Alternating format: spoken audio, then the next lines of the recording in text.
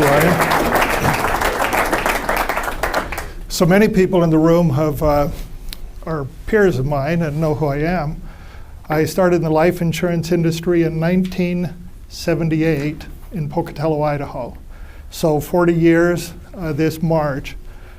And this presentation is sort of a culmination of my experience working as an agent, a trainer, full-time trainer, and as a home office employee. I was vice president of advanced markets for Beneficial Life, a home office vice president for New York Life Insurance Company, and now I work in Cambridge Financial as their advanced market specialist.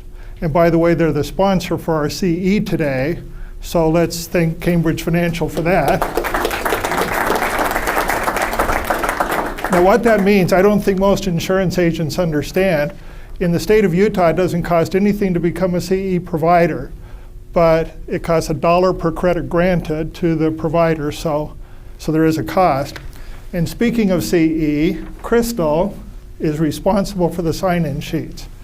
You're responsible for two things: your name and your state license. It used to be we could use the social security number, can't do that anymore. So your name and your license number, and you got to make sure you only sign one sheet.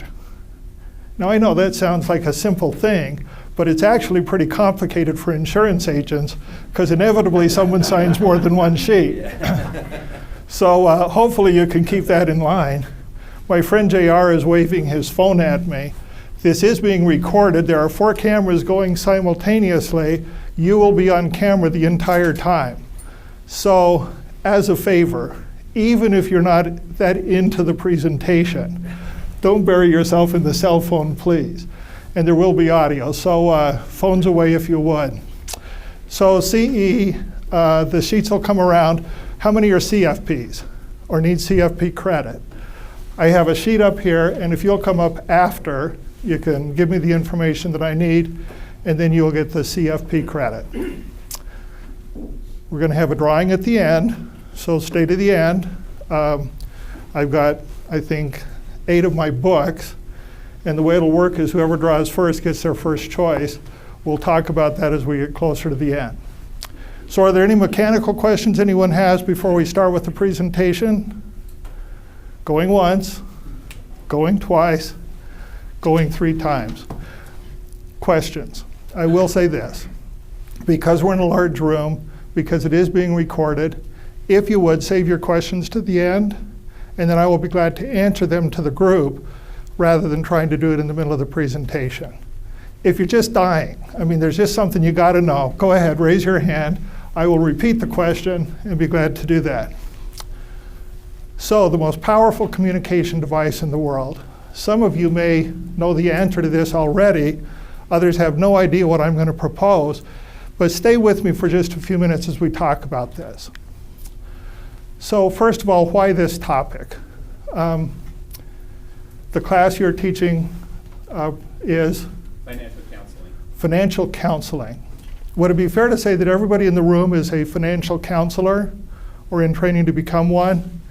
So communication is pretty important to that process. What I've decided is the single most important driver of my personal success and is also characteristic of many top sales professionals, counselors, and lawyers. So out of all the things we do to communicate from day to day, what's the one that seems to have the most power? Well, let's talk about what communication is. Regardless of your role, success in working with other people depends on clearly understanding their needs before you try to solve those needs. I think that we all have experience of going into a situation with a preconceived notion as to what the problem is and therefore what the solution is. And as advisors, we almost always want to put ourselves in the role of being the person with the answers. So it's sort of like if the client would just hurry up so we could show them our answer, then this would work really well. In order to communicate really effectively, though, it has far more to do with listening to understand the scope and nature of their needs. My opinion is that the hardest part is the clients often aren't aware of what their needs are. So it may be that there's a problem that exists in their financial situation that they're not even aware of. It's a hidden danger, it's a hidden risk. The kind of thing that you can't plan for unless a skilled expert helps you identify that problem. Once they have identified that need, it then becomes incumbent on articulating back to them to confirm their understanding. So you think the client has a problem after discussion, you discuss it with them. It's important that you then have them repeat it back to you so that you're aware that you're on the same sheet. And finally, at the end of this process, we offer solutions. Is that pretty straightforward? I mean, I think everybody would agree that's right. The last step is the one where, in financial advising, is the one that some people have a little bit of disagreement. Do I sell something to people? Do I just present such a terrific solution that they say, Jerry, I gotta have that? How many times does that happen? Occasionally, right? Once in a while, the client will come to you for help, but more often than not, you have to do something to motivate the client to take action. So let's talk about what might interfere with this. Sometimes, even though you identify a legitimate problem, the client simply doesn't see it. They can't visualize themselves in the situation. Just this morning, I got an email from an advisor in Phoenix, Arizona. We had gone out and met with some clients.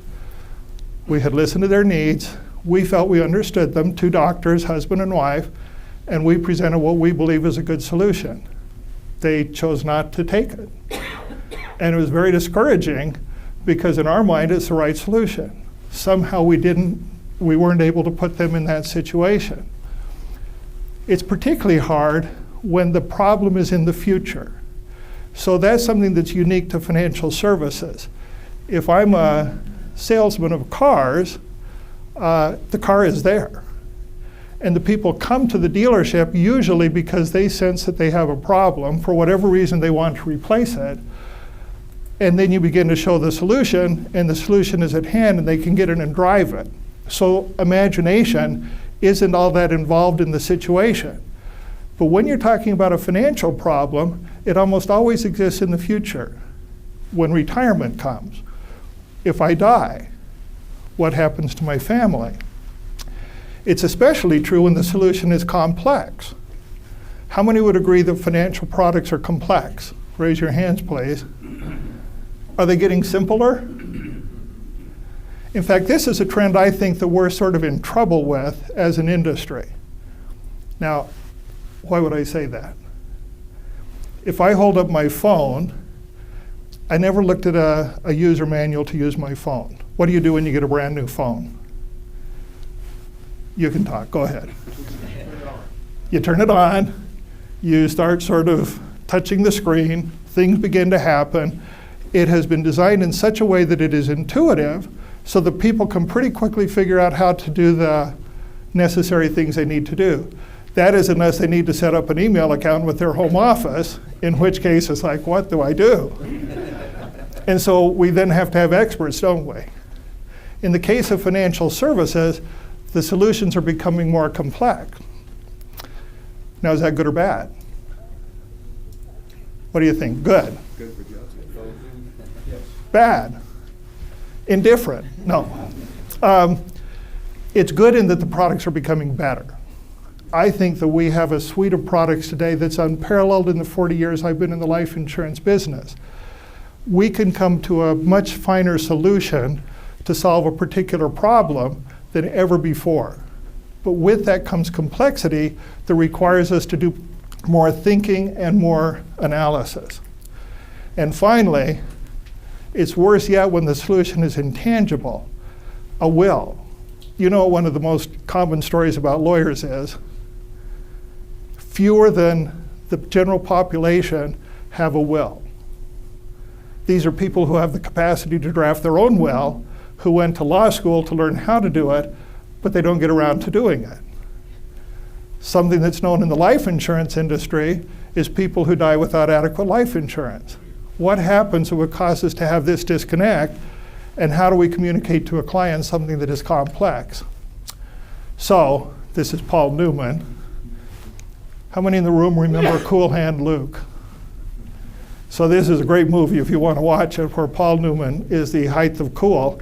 And he says in his most famous line, what we have here is a failure to communicate. So let's talk about the frustration that we as professionals feel as we try to convey urgency to a client based on the risk that we know they have, but we have not yet been able to help them understand that that risk exists and is real. So we're frustrated by that. It's frustrating the client to sense that something is wrong, but not to understand why we're proposing the solution we're proposing. So they know that something's going on, but they're just not tuning into our solution. And what's going to happen is we're going to confront them with a decision, and they're going to feel like either way I go, if we haven't communicated effectively, either way I go, I'm liable to make a mistake. So they're going to walk away frustrated. Well, communication is tricky. Since we all communicate every single day using a variety of media and means, we often take our communication skills for granted. How many would agree with that? I mean, when was the last time you stopped and thought, am I communicating well today? I mean, do you have an audit that you go through? How's my communication skills this morning? I mean, we just don't do that because we assume we're good at it. I think it's a mistake because miscommunication is a primary source of conflict between individuals. Arguments rage based on misunderstanding. I love this image I found, the two cats. You just see that they're at odds with each other. Jargon often leads to confusion. So we use phrases in our industry: pay to petitions rider, whole life policy, index universal life, index credits, a mutual fund, assets under management, a mixed portfolio, modern portfolio theory. We could just go on for almost an hour, couldn't we, using phrases that because we have learned them, we instantly tune into what's happening. But if you're the client hearing it for the first time, that's hard, isn't it? Sales are lost because customers get lost in the complexity. Since communication matters, wouldn't it be great if we could find a device that could very quickly convey complex ideas in a way that is easily understood, simplifies complexity, easy to remember, connects to people's emotions? Now, I chose the image of one of those old-fashioned iPods. How many still have an iPod? Most of it is transitioned over to a phone, and people are using it on their phones now. The first time I opened an iPod, I thought it was a miracle. So I don't know if you know this, but an iPod that weighs about 2 ounces can hold 70 pounds worth of CDs, and it can hold 800 pounds of vinyl records. And now we just carry it around, and most of the time we don't even keep it on the iPod, do we? It's up there in the cloud coming to us. The iPod was incredible because you turn it on, you sort of start wheeling the circle, and before long you find the song you're looking for. So to me, that was one of the great steps forward in making things simple. Finally, if we're trying to find the most powerful communication device in the world, it has to be something that causes action, if action is a desired outcome of the conversation we're having. So here's the outline we're going to follow today. We just got through number 1, communication is tricky. We're going to talk about next the key requirements for this ideal communication tool. We're going to propose a candidate, then we're going to test it to see if it works. In other words, is my solution effective in the real world? And you get to be the judge of that. Finally, if it is valid, we're going to have a workshop on how to use it. Does that sound good?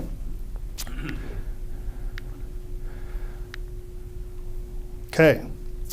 So this is how we're going to proceed. You'll know where we're at in the outline because there'll be a 1, 2, 3, or 4, or 5 in the upper left corner. So key requirements.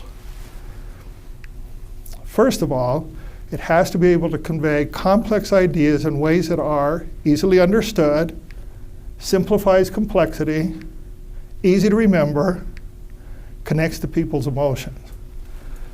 Now, there's at least one person in the room who knows who this person is. This is my wife, Marcella. We're in Tahiti. We're on a company trip, and we're taking a hike. Can you sort of fill in the rest? So what do you think's happening here? John? It looks like you're by a pond. I'm just waiting for it to slip and fall into it. Yeah, so we've got to have a rope. That means it's wet, because it's always raining in Tahiti. There's a waterfall behind us. Is this a good day or a bad day? Good day. Yeah, this is about as good a day as you get. And all of that comes from a picture, doesn't it? So while you don't know exactly the circumstances, with 4 key things, I was able to put you in the place. So I think that's good. Now the action is we kept hiking, because at the end of the trail, which was pretty steep, was a lake that we were able to go swimming in. Key requirements: its appeal has to be universal. All personality types. So there's many different ways to talk about your personality. One is I'm a driver, an expressive, an analytical, or an amiable. That talks about how assertive I am in a social setting and how much I show emotion. Usually we think that the way we communicate with a driver or an analytical, those are people who do not like to show their emotion in a social setting, that they're sort of immune to what I'm going to be talking about. But the fact is that it works with them every bit as well as everyone else. It can even break through the clutter to reach a teenager, and it works in all cultures in the world. So there are cultural differences, and yet if it's the best communication device, it has to work for everybody. Now this ought to start zeroing you in on what the solution is. Without it, Hollywood and the publishing world would collapse overnight. If we were to take this away from them, there would be no Hollywood, which is close to America's #1 export. Isn't that interesting? The key requirement is that you've already used it, probably thousands of times, mostly without being aware of just how powerful it is, and probably without thinking about how you could use it better. So what do you vote for? Is it on this list? I'm going to give you one last clue, a hint from Steve Jobs. The most powerful person in the world is the storyteller. The storyteller sets the vision, values, and agenda of an entire generation that is to come. Now, was Steve Jobs involved in the entertainment industry? Only indirectly. His job was to build Apple into the world's highest capitalized company. And he succeeded in doing that. And in doing it, he said it was because he was a storyteller. So the answer is, ta-da, a story. I believe that it is the most powerful communication device in the world. And now we're going to test that theory. How many think stories are powerful? How many agree with my proposition? So I know the room. Haven't convinced everybody yet. Could be that a smartphone is better. We'll see. So we're going to test the situation. Can stories really assist people to recall events even decades later? Let's test it as a group. Listen, my children, and you shall hear. Okay, so about half the room got that one. Once upon a time, there were 3 little. Okay, when was the last time you thought about the 3 little pigs? How many years ago? Now, if you got children, probably recently. The microphone is training me where I need to stand. So that's good. Isn't it interesting that your brain can reach through 20, 30, 40 years and find the answer instantly? Let's see what's next. Father, I cannot tell A. And that was? And did he really say that? No. We don't think so. But was he honest? We believe that he was, and that he acted with integrity in the way he led the country. Can stories, so those were positive and sort of fun. Can stories inspire people to go to war? That's pretty ominous, isn't it? Well, what is a story that many Arabs have written about modern day Israel and the Jews? And we could have a complete discussion on that, couldn't we? But it relates to a story about what happened in 1947 at the end of World War II, and that story has perpetuated across now 4 generations. Is it getting better?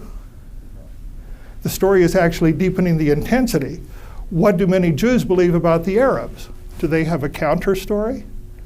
And is it the story that causes all of the acrimony? I think it is. Steven Spielberg's box office exceeds $10 billion. That's a very big number. And that means a lot of people have watched the movies that he has made. He says, storytelling is the most important aspect of anything I've ever done. It's how the story is told. That's all I've really focused on. If something doesn't tell a story, or if it's confusing, I either don't shoot it or I cut it out. So is the only stories that Steven Spielberg tells to the movie itself? What do you think? Where else would he need to tell stories?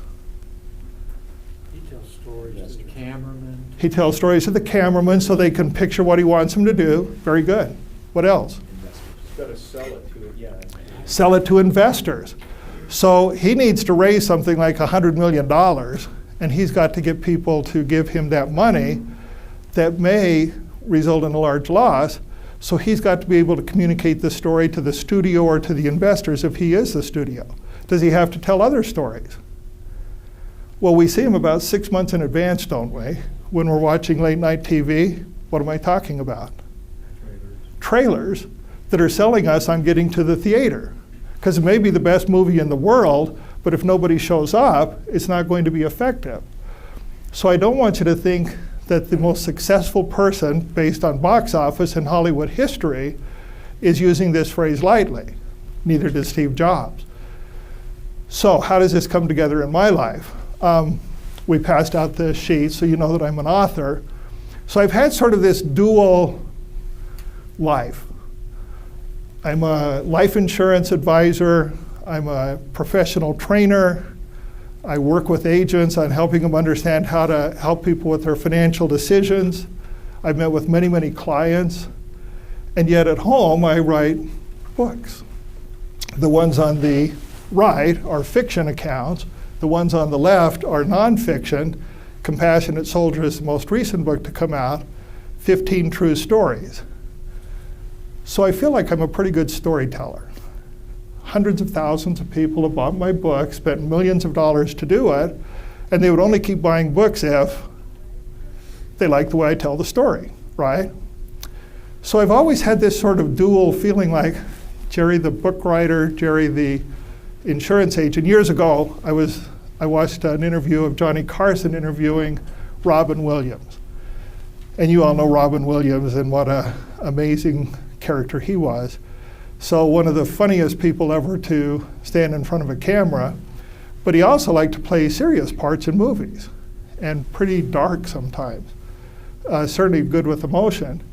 Johnny Carson said to him, he said, so if you had to choose, if you could only be one or the other, you play serious drama, you do comedy, which would you choose? Anybody know the answer? He said, I couldn't possibly make that choice. Johnny Carson says, no, gun to the head. And Robin Williams said to him, then pull the trigger. Because I can't possibly choose between those two. That's sort of what I felt about this. So let's see if this comes together and how it might be helpful to you as financial advisors giving counsel to your clients. So stories work in movies, stories work in books, that's pretty well known. But what about in the business world? As I was preparing this, I got an email that said, Transamerica, aiming for the #1 Grandpa Award, read Stewart's story. So I just thought it was interesting that people are starting to tell true life stories of people who have used financial products and how that has affected their lives as a way of helping people sort through the complexity of retirement planning decisions in this case. Do you suppose that stories in business have the same transformative power in a business setting as they do in one's personal life? So I'm curious, how many of you think that stories are appropriate in business when you're working with your clients? Very good, everybody agrees with that. How many feel that they move the process along in a positive way?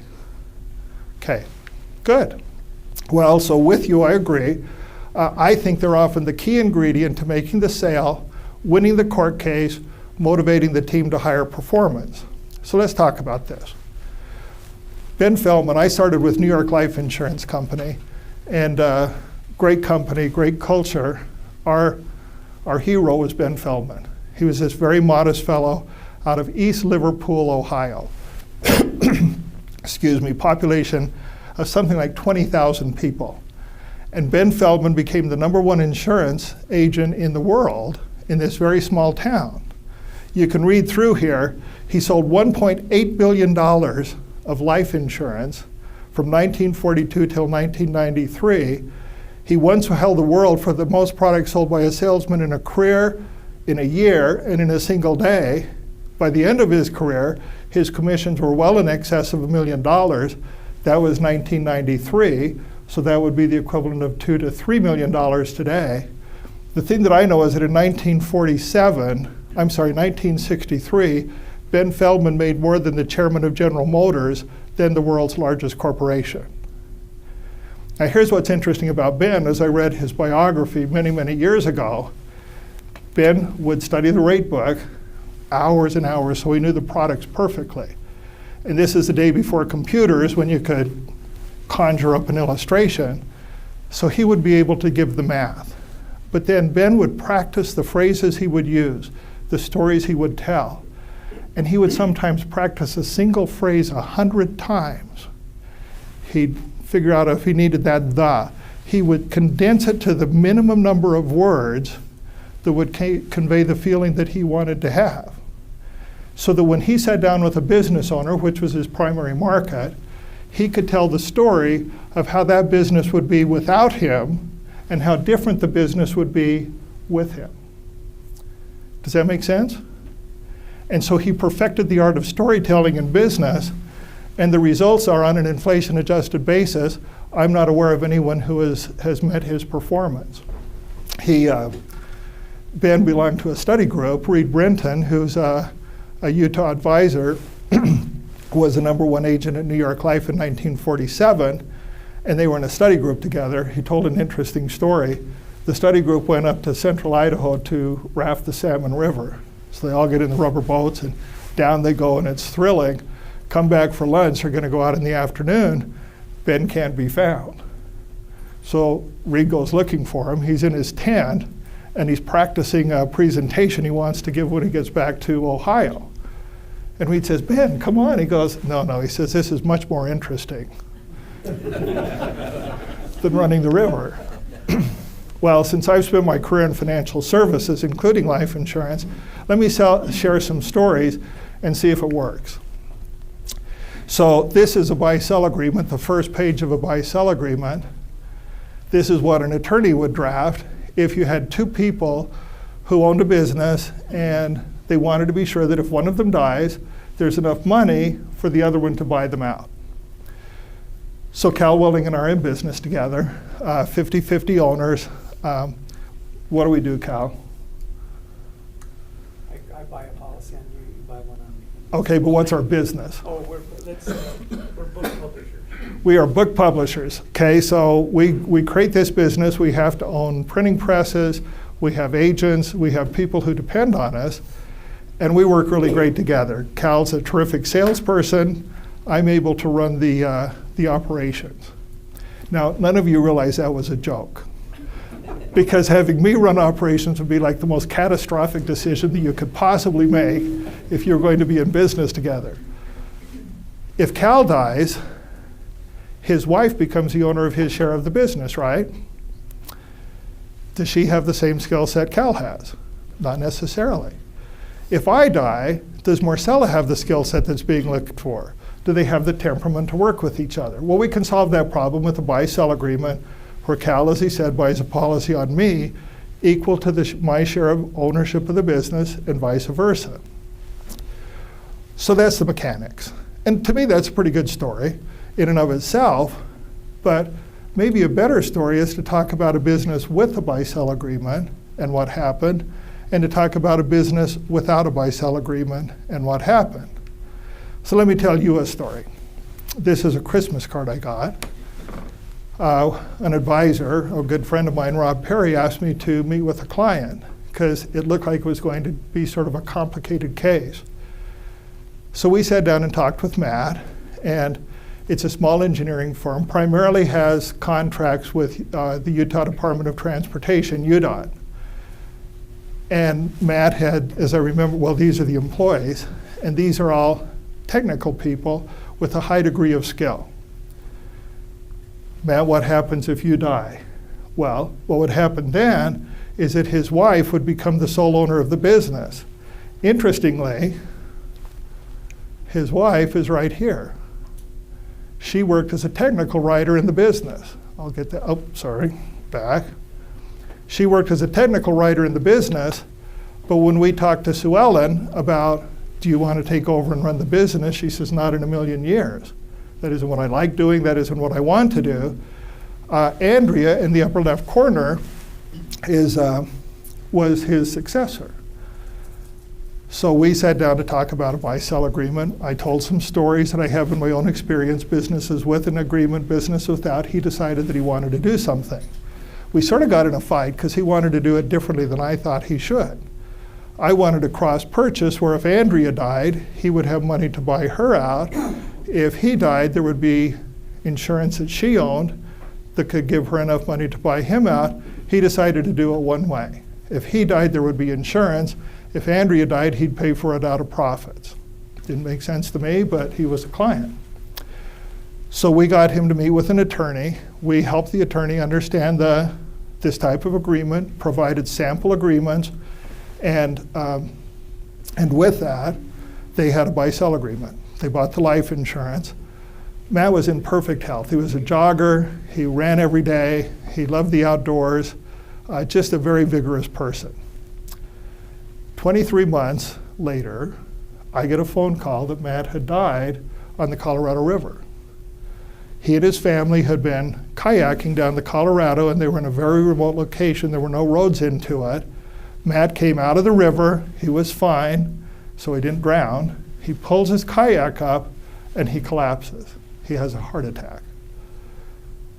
They use their radio, their satellite radio, call in a helicopter, because that's the only way that they can come. Helicopter comes. Matt passes away on the way to the hospital in Denver. So now it's time to make this buy-sell agreement work. 23 months into the policy, what does that tell the insurance agents in the room? It's in what's called the contestable period, which means that the insurance company can contest the policy to make sure that all the answers provided were accurate and that there was no fraud involved in the issuance of the policy. So this is the first time this has happened to me, actually the second. So they start into the investigation, and I don't have any concerns. Matt was honest, I was honest. And then it came out, one of the investigators said to me, yeah, his wife said that his brother died at age 50 of a heart attack. Matt was 55. What would your thoughts be at that moment? Was that disclosed? My heart raced, and so did I. I went and I found the file, and I opened the file because I couldn't remember. Now, he had a paramedical, so they would have been the ones to really get it. But I looked through the questions. It says family history, and there it says, have any of your parents, brothers or sisters, had any of these conditions prior to age 60? And there it was, brother age 50 died of a heart attack. And I had written that in. Whew. And then I remembered. We got to that question. I said, any of your brothers or sisters, parents die before age 60, or did they have these conditions? He said, well, and he thought about it.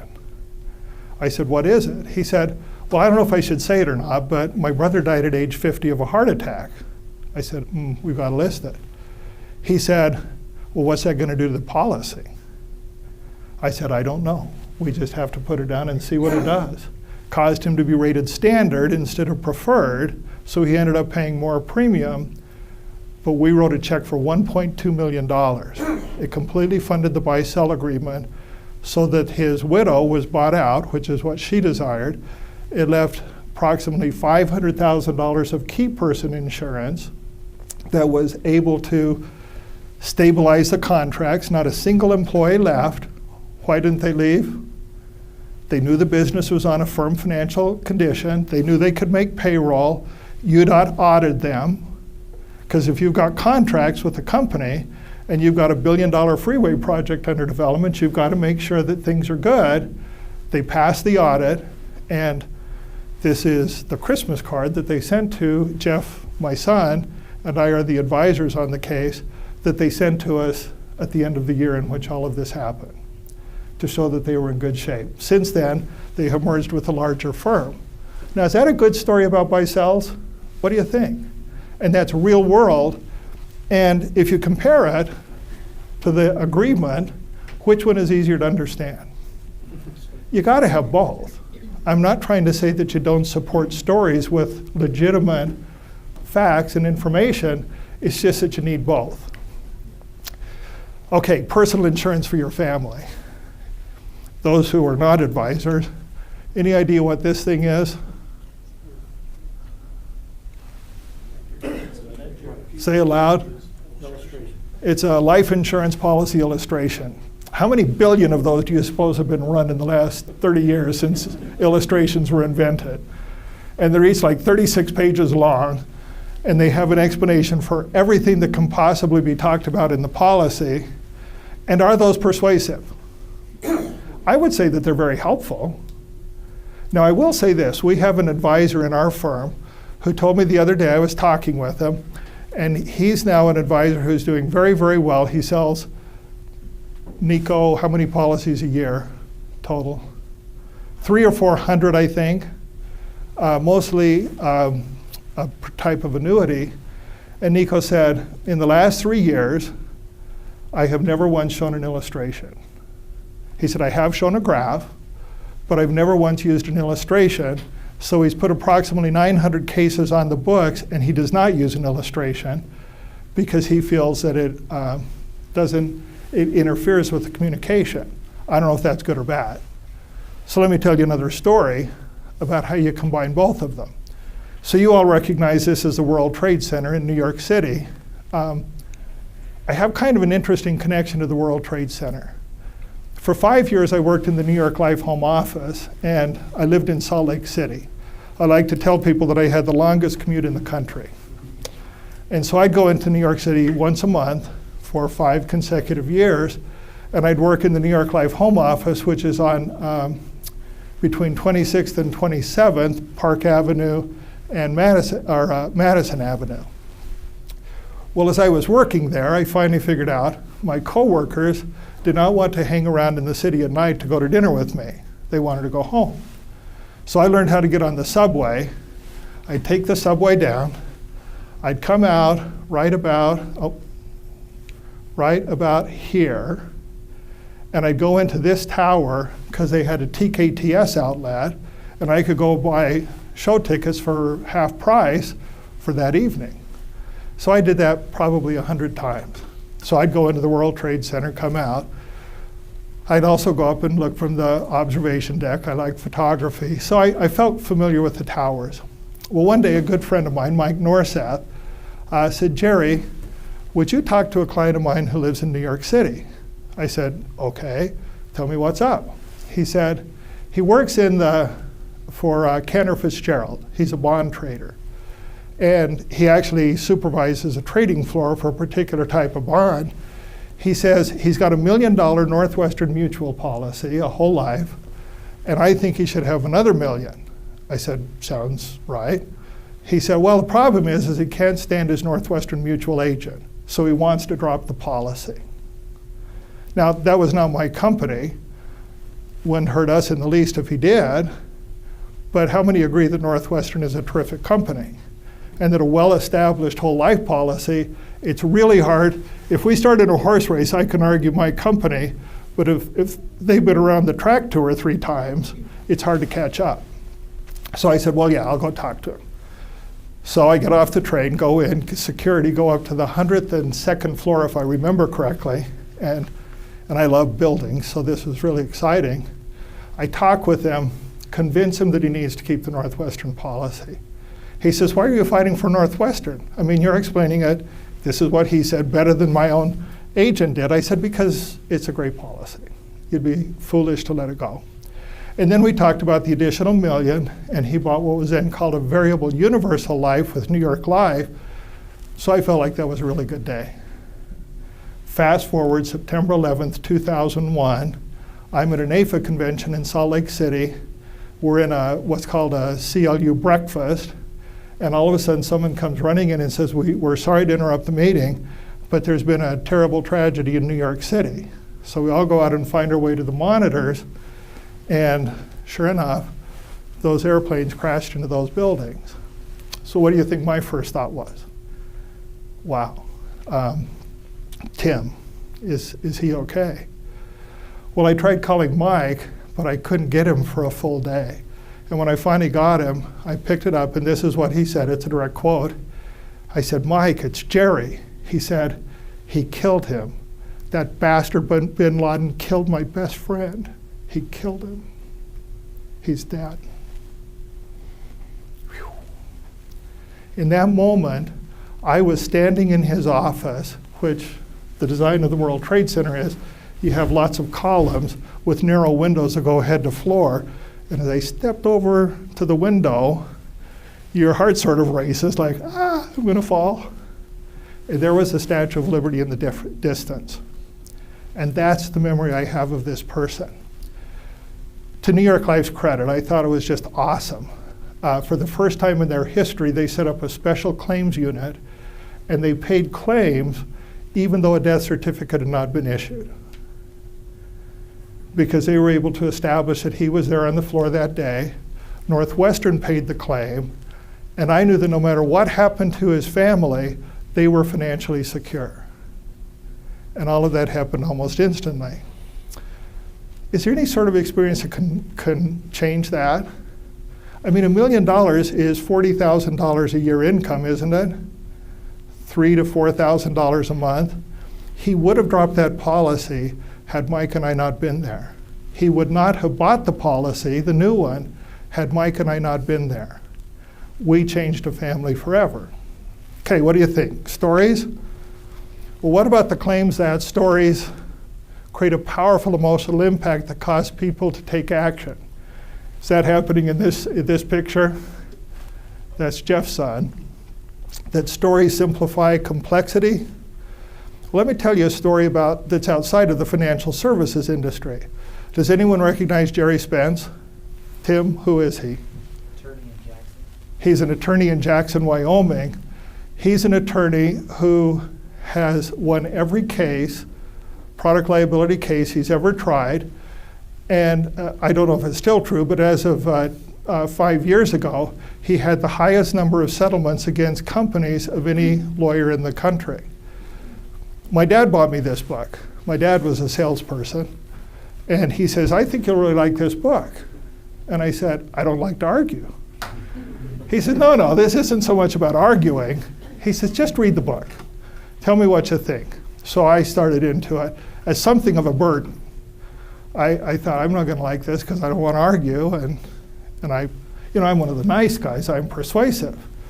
Well, this is one of the best books I've ever read. And I highly recommend it to anyone who's in the communication business, because Jerry Spence tells you exactly what happens. So out of all the stories that he talked about, I'm going to talk about the Ford Pinto case. So what happened is the Ford Motor Company built a cute little car called a Pinto. It was one of the first subcompacts. And they put these out on the road, and they were a huge success. People just loved them. Great gas mileage, fun to drive, nice styling. But people started to die in the Ford Pintos.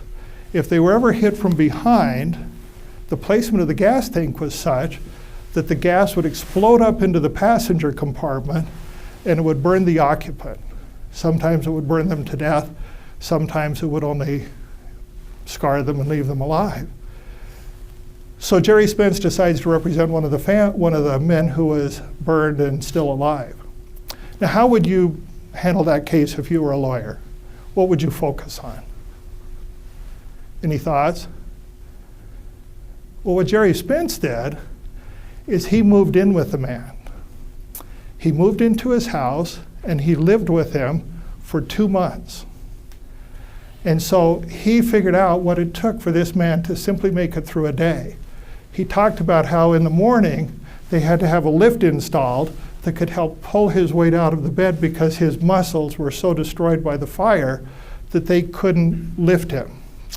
And then he talked about what it was like to take him into the shower. And it's hard not to be emotional because he described the incredible pain of drops of water hitting his skin. He talked about how they had to completely rebuild the house with ramps so that they could move him from place to place. How hard it was for him to swallow because of what he'd had. When he took this to trial, he told this story to the jury, not the story of Ford, the big company who made a badly designed car, but the story of what it was to live with the consequences of that. And then, because of discovery, he pulled out a memo that said Ford Motor Company, before they sold the first car, knew that this was a problem that existed. The cost of fixing it was $11 per car. Ford Motor Company did the math. They figured that the cost of litigation, if someone were burned in the car, would be $200,000. They estimated the number of claims. They felt like it was $137 million that it would cost them to settle the claims. $11 times the number of cars sold was a higher number. So they elected not to fix the problem. Wow. What do you do with information like that? Well, the jury was so outraged by this that Ford would make it that they awarded $137 million in punitive damages. Far exceeded the largest liability settlement ever held. But what they said is, the jury said, we never want you to make a decision like this again. We never want you to put human life and human suffering above the cost of mitigating it if you can. Now, how many of you sometimes think that jury awards are unreasonable? I did. As you hear this story, does that feel as unreasonable? The judge reduced the punitive damages to a more manageable number, but it was still the highest claim that had ever been settled in the United States. And what was it that caused this to happen? By the way, it changed the design of cars from that point forward, so it may be that your life was saved by what? The story that Jerry Spence was able to tell that jury so that they finally took action that was severe enough to cause behavior to change. I would argue that that's one of the most powerful stories ever told, with some of the most powerful consequences to come out of it. So now we'll go a little lighter. Here's an example of how stories can help. There was a fellow in our business by the name of Roger Zener. He was vice president for Standard Insurance of Oregon, and just a fabulous storyteller, speaker. He had the ability to reduce things to their simplest way of thinking about it. Quite a character. So here's a story that Roger Zener told. He said, I want to tell you about a story about a man who had 2 buckets when he died. And these buckets were designed to hold money. He said, so when a person dies, everything that we own goes into a bucket. Our house, unless we have ownership arrangements that are different, our cars, our bank accounts, all of it goes into something called the public bucket. It's money that's available for anybody who wants to see it. And then he posed the question, who do you think is the first person in line for that bucket? Who is it? Yeah, so let me tell you a real story. Well, this is sort of a real story. My next door neighbors started a very successful business. Geraldine came in to be the take care of the books, and on one occasion she was a week late paying her quarterly tax to the federal government. So the federal government fined her. So like sticking your finger in an electrical outlet, Geraldine didn't want that to happen again. So the next quarter, she paid it early to make sure it was in there. You know what the IRS did? It fined her for being early because it wasn't within the window. So what happens is that when a person dies, everybody who that person owes money to gets in line. They start to shove ahead. And another story that Geraldine shared with us, that I think is germane to this.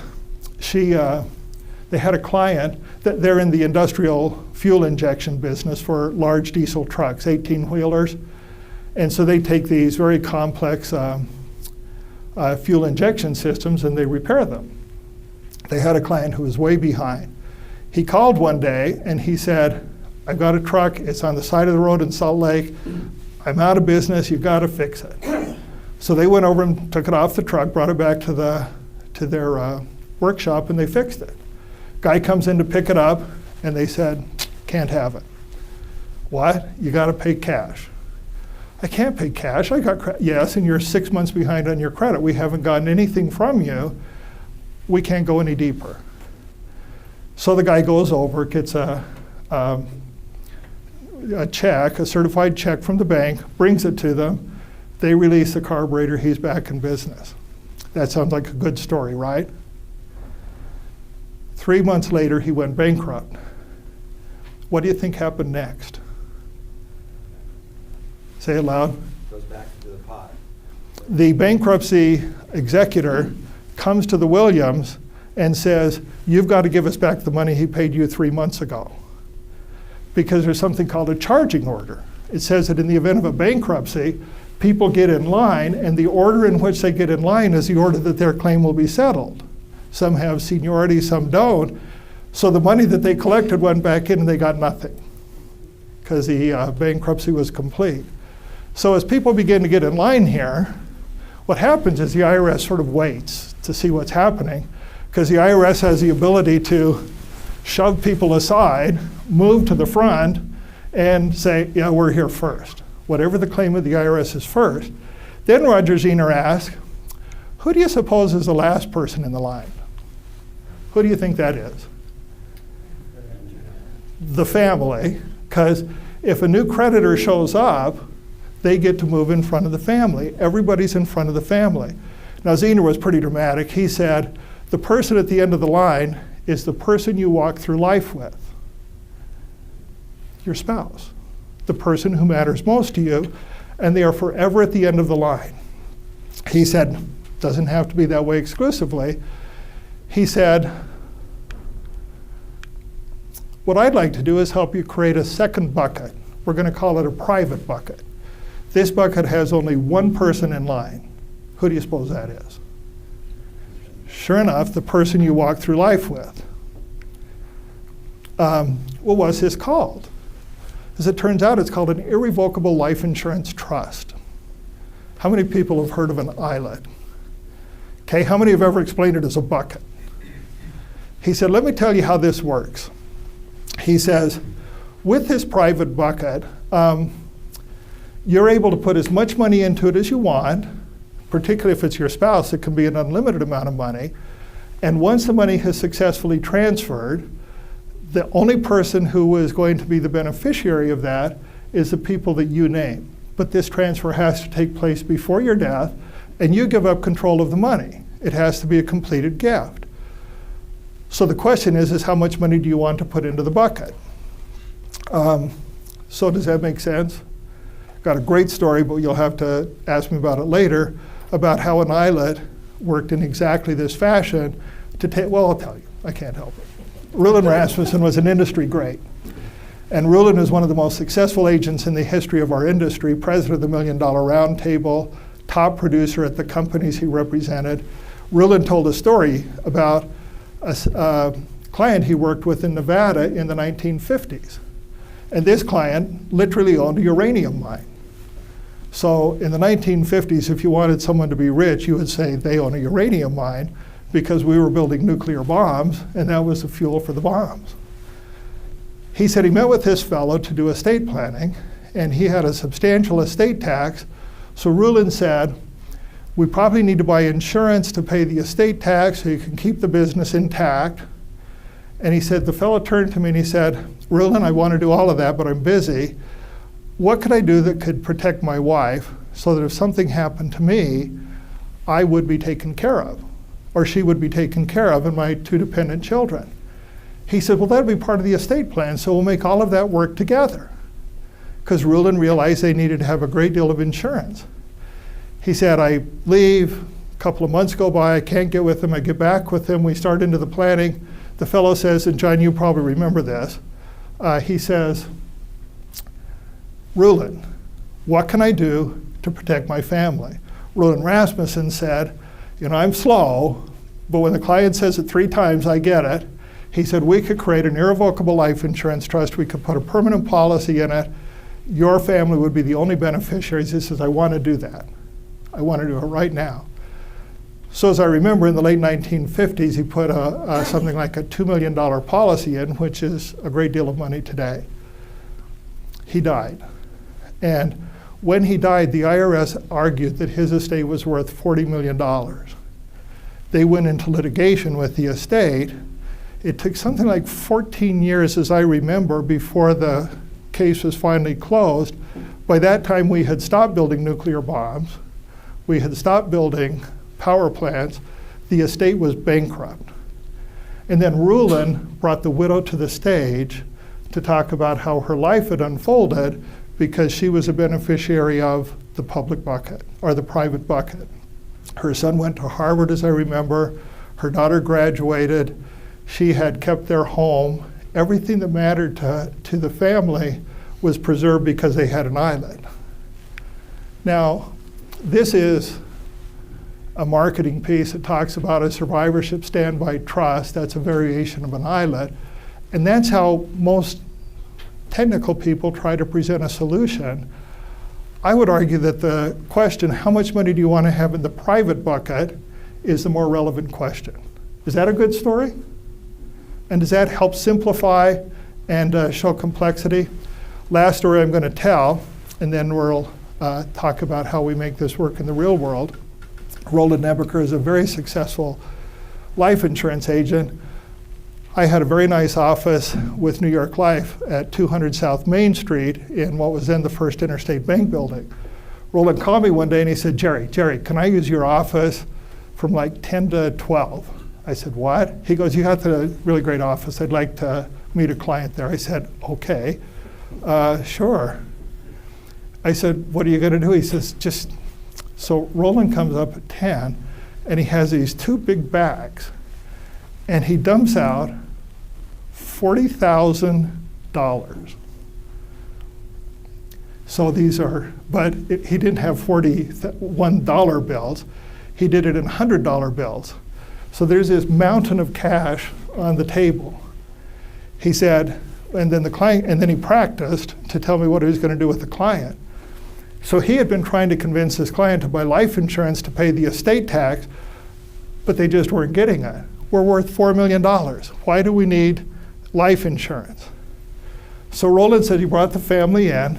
He had the mountain of cash. He said, there are $40,100 bills here. That's the equivalent of $4 million. He said, now, here's what I've been trying to teach you guys. And he goes like this, through the mountain of money.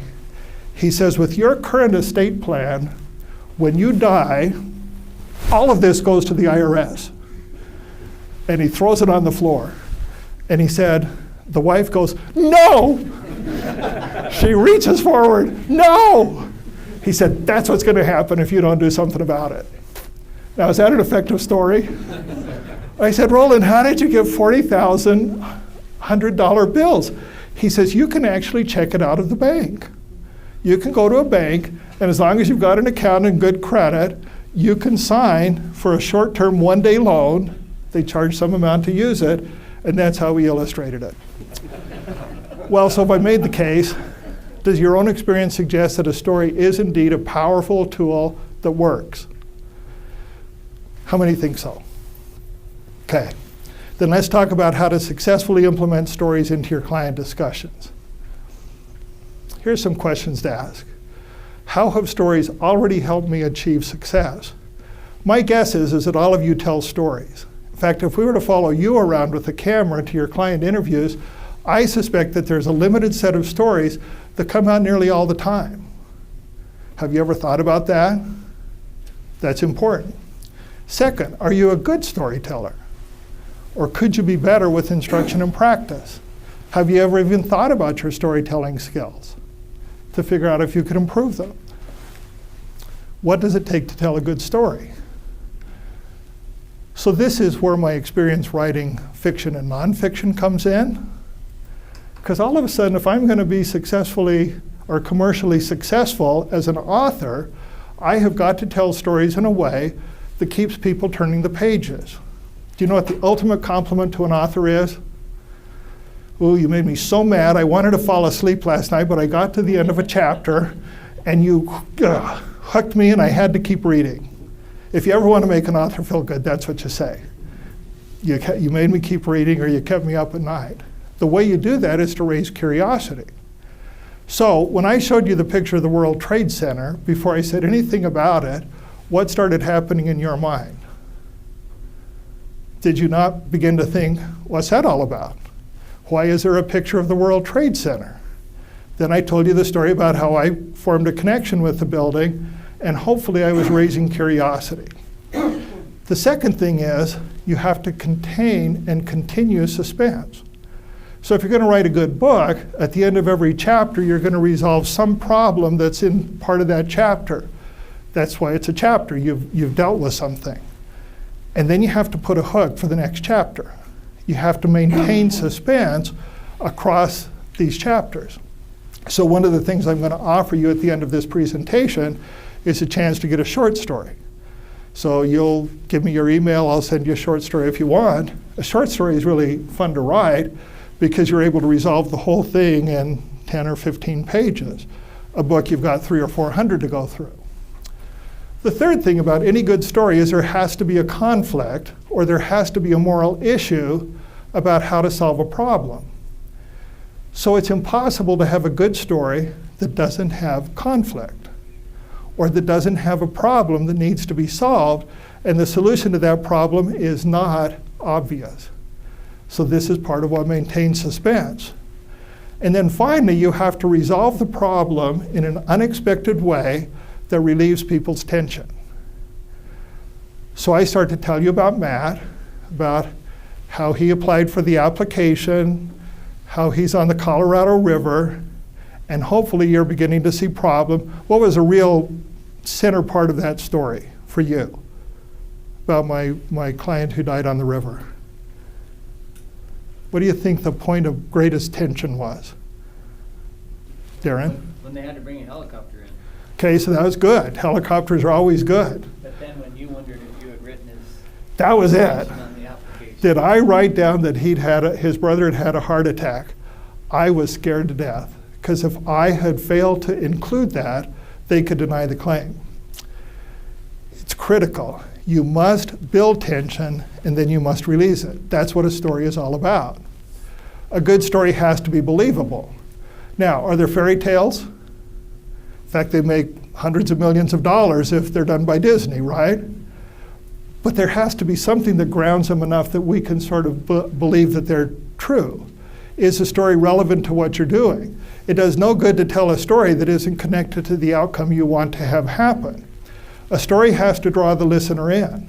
So the way that a book is successful is if the reader steps into the story and says, I wonder what I would do in the same situation. The very first book I ever wrote was 3 Against Hitler with Rudy Wabi, one of 3 young German boys who started a resistance movement against Adolf Hitler, and they were arrested by the Gestapo for the crime of preparation to high treason. And as people have read that through the last 25 years, what they always say to me is, I wonder what I would have done in the same circumstance. That's when you have a story that is going to work. And then number 5 is you have to allow the listener to draw their own conclusion. So if you have a story so I could have drawn the conclusion at the end of telling you the story about Tim in the World Trade Center. So everybody should buy personal life insurance. Do you see how important it is, Paul, that everybody has enough life insurance? What would happen if I had done that? I would have taken all the strength of the story out, because people would then begin to say, well, that fit that person. I mean, they would begin to mentally argue with my conclusion, and it would lose its power. Far better to leave it in your hands. Was that family better off with life insurance or what would have happened had they not had life insurance. So leave it to the reader to complete the story. Types of stories. Metaphor or similes are very short. They compare something unfamiliar to something familiar. So in explaining universal life, I often use, and I didn't invent it, a bucket as an analogy. A life insurance policy is like a bucket of money. The top of the bucket is the death benefit. You start putting premiums in, you get index credits or interest credits, you start to build a cash value in the bottom of the bucket. Many of you have heard that. That's a simile. Something is similar to something else. It's very, very helpful. An anecdote is a fairly short story, and it's usually a personal story based on experience. You can borrow stories. You can say, I was in a meeting, and a fellow told a really interesting story about someone killed in the World Trade Center. As long as you're honest and give credit, anecdotes work. Everything I've done today is an anecdote. And then a full-blown story has no specific length. My books add up now to about 5,000 pages. It would take, I calculated, almost a full week for someone to read them on CD. Well, that's long stories, right? Longer than you would ever use in a business setting. It's interesting to note that a story is a narrative that shares an experience to illuminate a process.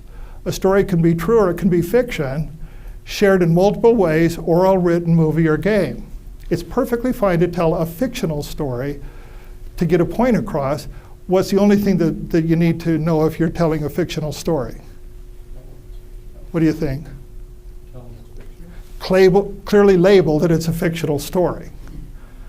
So a parable is a fictional story. In the New Testament, Jesus used parables to illustrate a story. They're fiction, but they created a circumstance that teaches a moral principle. Any questions on this? By the way, I believe that the future of storytelling is moving right there. I think that the future of book writers is to have interactive books where the person actually interacts with the story and they can alter the outcome based on the actions that they choose. And with virtual reality coming, that's going to be the task of the next generation of writers and storytellers, is to figure out how to make that work. Timing and subtlety. Two aspects of good storytelling that may get you in trouble if done poorly. So timing. Stories have to be as short as they can possibly be to get to the point. Everybody hates a long, drawn-out story. So you got to practice it to get it down to what are the absolute essential elements of this story to make the point I want to make. The second is subtlety. You simply don't want to draw conclusions for the reader. Well, storytelling is a skill, which means you can learn the skill if you don't currently have it.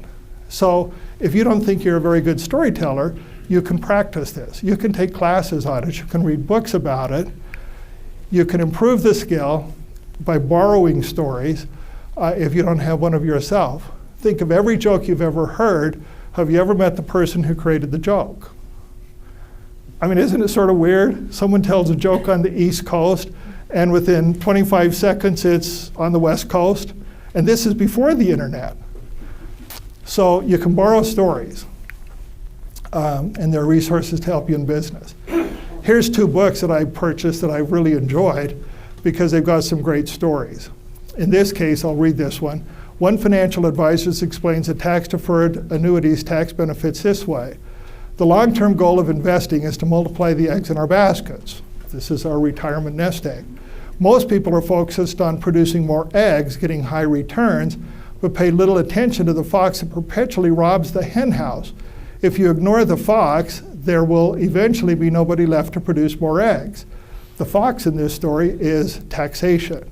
The annuity I'm about to show you builds a high fence around the hen house to keep the foxes out, which will allow your eggs to multiply. Now, how many have ever explained tax deferral? How many have ever done it this way? The enemy, the fox, is the government. This is a great story. I won't go through it, but Warren Buffett talks about how Mr. Market can be your friend if you don't take him too seriously. He says, because what happens is Mr. Market is very, very emotional. So Mr. Market begins to think things are going great, so he runs up the value of stocks. He said, whenever you see Mr. Market being too exuberant, he says, I sort of think of that as a good time to sell. When everybody else is buying, I'm going to sell. He says, well, when that happens, Mr. Market, the market drops, and Mr. Market becomes very, very gloomy. So he begins to value things way less than they're actually worth.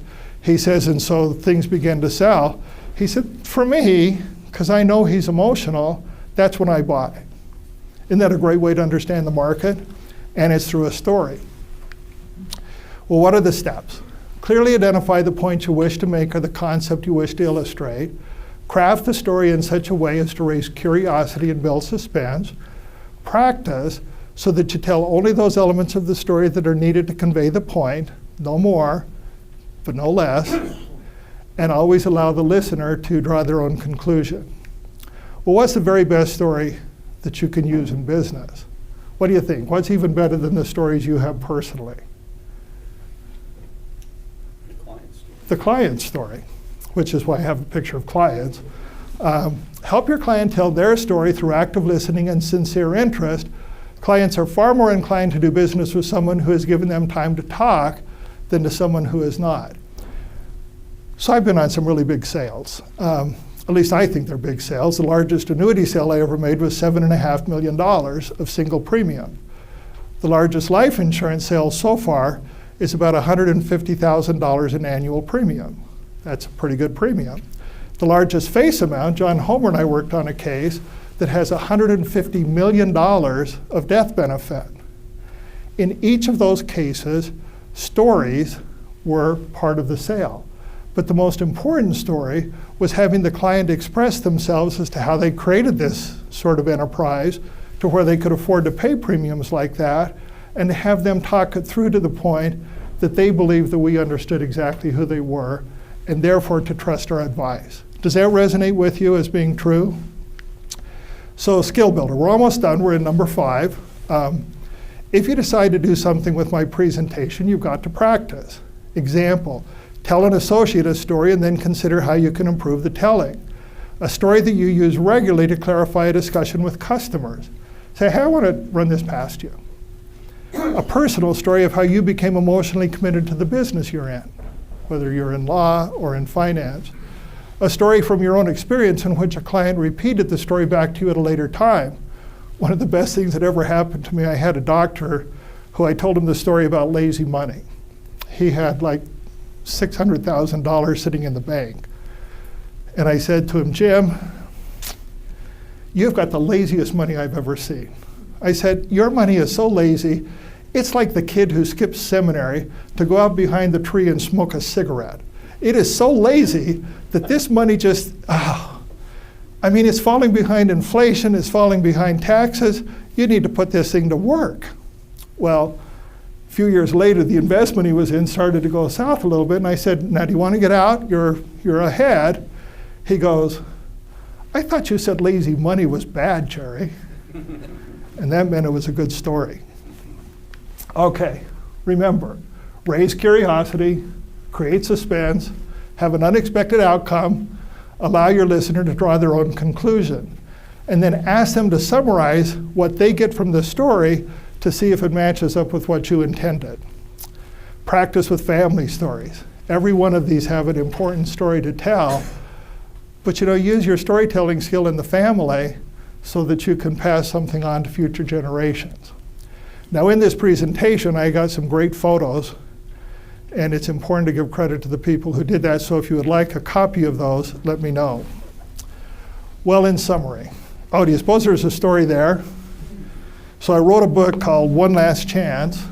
It's about a widow in Boise, Idaho who buys a Duesenberg. Anybody know the story of Duesenberg? Have you heard of the Mormon meteor? That was a Duesenberg, fastest automobile in the world in the 1930s. They only built 134 of them because the Great Depression swamped them. It was a car that would cost about $800,000 today. So I have this story in here. Now the great thing about being an author is you can find ways to do things. So I called a fellow who restored cars and I said, I need to tell a story about a Duesenberg He says, I just finished restoring one for Richard Losey. So those of you who are in the Valley, Richard collects great cars.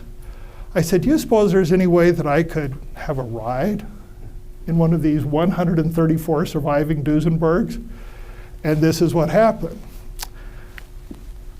I think that's a great story myself. It always seemed like it was a trade-off between my business and my avocation. People would say, why don't you write a book about life insurance? Because then it wouldn't be a hobby, I would always reply. And finally, one day I realized, really, the common denominator to my success in both fields is my ability to tell a good story.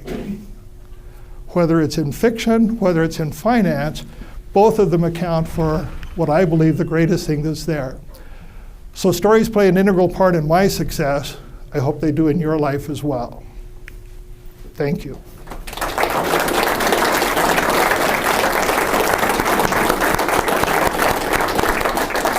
Couple of questions.